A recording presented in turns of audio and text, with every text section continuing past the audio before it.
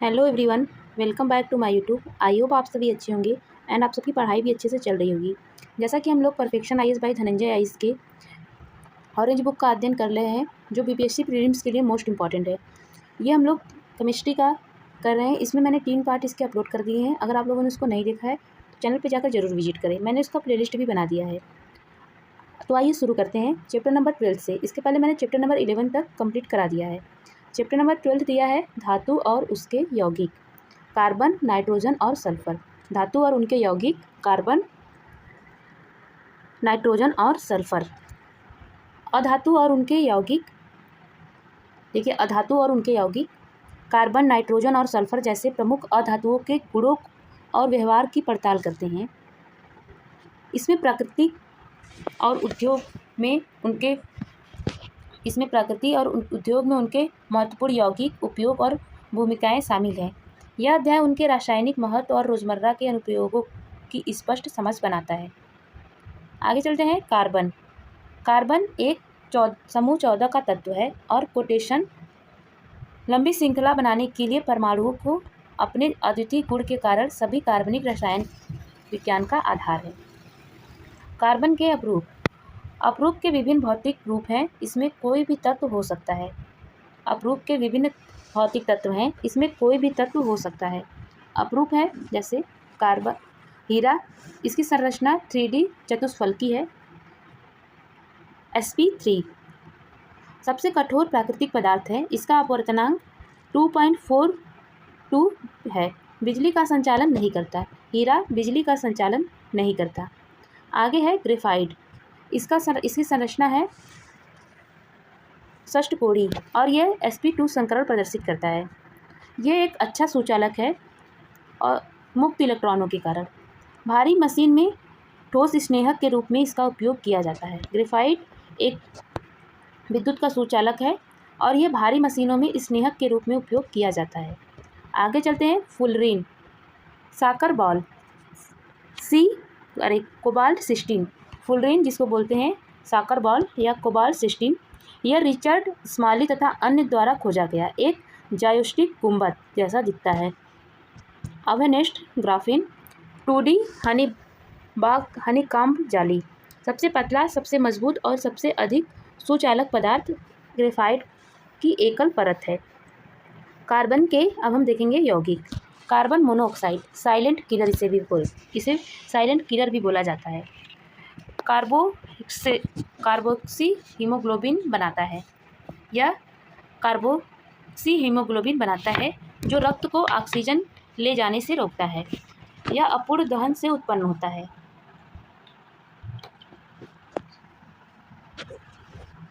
आगे है carbon dioxide, CO2। प्रकाश संश्लेषण और अग्निशामक यंत्रों में उपयोग किया जाता है। CO2 प्रकाश संश्लेषण और अग्निशामक यंत्रों में उपयोग किया जाता है। आगे चलते हैं। ड्राई आइस, ठोस CO2 को ऊर्ध्वापातन ठोस से सीधे गैस में गुजारता है। ड्राई आइस क्या है? तो ये CO2 जो ऊर्ध्वापातन ठोस से सीधे गैस से गुजरता है। कांच काटना, इस उद्देश्य के लिए काले हीरे कार्बोनेटो का उपयोग किया जाता है। कांच काटना, इस उद्देश्य के लिए काले हीरे कार्बोनाडो का उपयोग किया जाता है। अब है नेक्स्ट नाइट्रोजन। नाइट्रोजन प्रोटीन और न्यूक्लिक एसिड का एक अनिवार्य घटक है। यह एक मजबूत ट्रिपल बॉन्ड एन के कारण कमरे के तापमान पर रासायनिक रूप से निष्क्रिय है। हैबर की प्रक्रिया, उत्प्रेरक के रूप में लोहे का उपयोग अमोनिया NH3 का औद्योगिक उत्पादन है। उत्प्रेरक के रूप में लोहे का उपयोग अमोनिया NH3 का औद्योगिक उत्पादन है। नाइट्रोजन स्थिरीकरण, फलीदार पौधों की जड़ों में नोड्यूल में राइजोबियम बैक्टीरिया द्वारा वायुमंडलीय N2 को नाइट्रेट में बदल दिया जाता है। नाइट्रोजन स्थिरीकरण क्या है? फलीदार पौधों की जड़ों में नोड्यूल में राइजोबियम बैक्टीरिया द्वारा वायुमंडलीय N2 को नाइट्रेट में बदल दिया जाता है। नेक्स्ट है nitrous oxide, N2O। Laughing gas anaesthetics के रूप में दवा में उपयोग किया जाता है। Nitrous oxide laughing gas anaesthetics के रूप में दवा के रूप में उपयोग किया जाता है। आगे है तरल नाइट्रोजन। क्रायो सर्जरी में और भोजन और जैविक नमूनों को तेज़ी से जमाने के लिए उपयोग किया जाता है। क्रायो सर्जरी में और भोजन जैविक नमूनों को तेज़ी से जमाने के लिए उपयोग किया जाता है। विस्फोटक TNT ट्रिनिट्यूटोइन RDX और नाइट्रोग्लिसराइन में नाइट्रोजन प्रमुख तत्व हैं। आगे है सल्फर।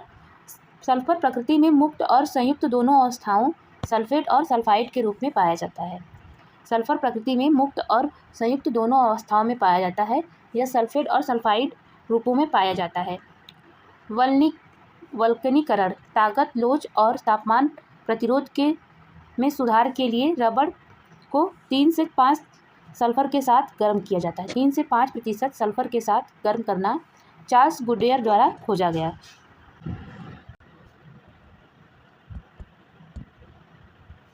सल्फ्यूरिक एसिड H2SO4 रसायनों का राजा। सल्फ्यूरिक एसिड रसायनों का राजा या आयल ऑफ विट्रियल के रूप में जाना जाता है। यह सबसे अधिक उपयोग किए जाने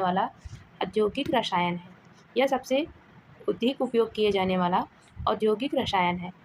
अम्ल वर्षा क्या है? H2SO4 और HNO3 बनाने के लिए जल वाष्प के साथ प्रतिक्रिया करने वाले SO2 और NOx के कारण होता है। आगे है प्याज लहसुन की गंध। सल्फर आधारित यौगिक एथिल मिथाइल सल्फाइड की उपस्थिति के कारण होता है। सल्फर आधारित यौगिकों की उपस्थिति के कारण होता है। आगे है अन्य महत्वपूर्ण अधातुएं, जिसमें है फास्फोरस। सफ़ेद फास्फोरस अत्यधिक प्रतिक्रिया अंधेरे में चमकता है और पानी के नीचे संग्रहित किया जाता है। लाल फास्फोरस माचिस के घर्षण सतह पर प्रयोग किया जाता है। कांच के पाउडर के साथ मिश्रित होता है ये। आगे है आयोडीन आई। यह एक बैगनी रंग का ठोस अधातु है, लेकिन इसमें धात्विक चमक होती है। एंटीसेप्टिक के रूप में उपयोग किया जाता है। आयोडीन का टिंचर होता है। आगे है सिलिकॉन। पृथ्वी की पापड़ी में दूसरा सबसे प्राचुर तत्व। IT उद्योग और सौर कोशिकाओं के लिए उपयोग किया जाता है। सौर सेल के लिए उपयोग किया जाता है। आगे है, अब हम देखेंगे important facts. Dry ice -70 degree Celsius पर ऊर्ध्वपातन करता है। ड्राई आइस -70 डिग्री सेल्सियस पर ऊर्ध्वपातन करता है। आगे है ग्लोबल वार्मिंग। जबकि CO2 प्राथमिक अपराधी है, जलवाष्प वास्तव में सबसे प्राचीन ग्रीनहाउस गैस है। आगे है पेंसिल लेड। इसमें कोई शीशा नहीं होता। यह एक ग्रेफाइट और मिट्टी का मिश्रण है। नेक्स्ट है माचिस का सिरा। एंटीमनी ट्राइग्लिसराइड और पोटेशियम क्लोरेट होता है। माचिस का सिरा एंटीमनी ट्राइसल्फाइड और पोटेशियम क्लोरेट होता है। टकराने वाली सतह पर लाल फास्फोरस होता है। आगे चलते हैं। सार्वभौमिक विलायक। पानी H2O को उसके उच्च ढकता हुआ स्थिरांक के कारण सार्वभौमिक विलायक के रूप में जाना जाता है। ब्रोमीन एकमात्र अधातु है जो कमरे के ताप पर तरल है। नेक्स्ट है सबसे कठोर अपरूप हीरा है। कार्बन का सबसे कठोर अपरूप हीरा है। सबसे नरम अपरूप ग्रेफाइट है। आगे चलते हैं। CO2 यह ड्राई आइस इसका अन्य नाम है। यह खाद्य परिवहन के लिए रेफ्रिजरेटर में प्रयुक्त होता है। आगे है NO2। यह लाफिंग गैस में दंत चिकित्सा संवेदहारी के रूप में प्रयुक्त होता है। नेक्स्ट है NH3 एमोनिया। यह बड़े पैमाने पर प्रशीतक और यूरिया में उपयोग किया जाता है। आगे चलते हैं नेक्स्ट पे। H2SO4 विट्रियल या कार बैटरियों में इलेक्ट्रोलाइट के रूप में प्रयोग किया जाता है। आगे है ग्रेफाइट ब्लैक लेड या परमाणु रिएक्टरों में मॉडरेटर के रूप में उपयोग किया जाता है। आगे है कार्बन और उसके अपरूप। कार्बन कई रूपों में मौजूद है। हीरा सबसे कठोर प्राकृतिक पदार्थ है। चतुष्फलकी संरचना है। हीरे की संरचना चतुष्फलकी है। ग्रेफाइट बिजली का सुचालक है और स्नेहक के रूप में उपयोग किया जाता है। इसमें षष्ठकोणीय परतें होती हैं। नेक्स्ट है फुलरिन। पिंजरे के अणु हैं।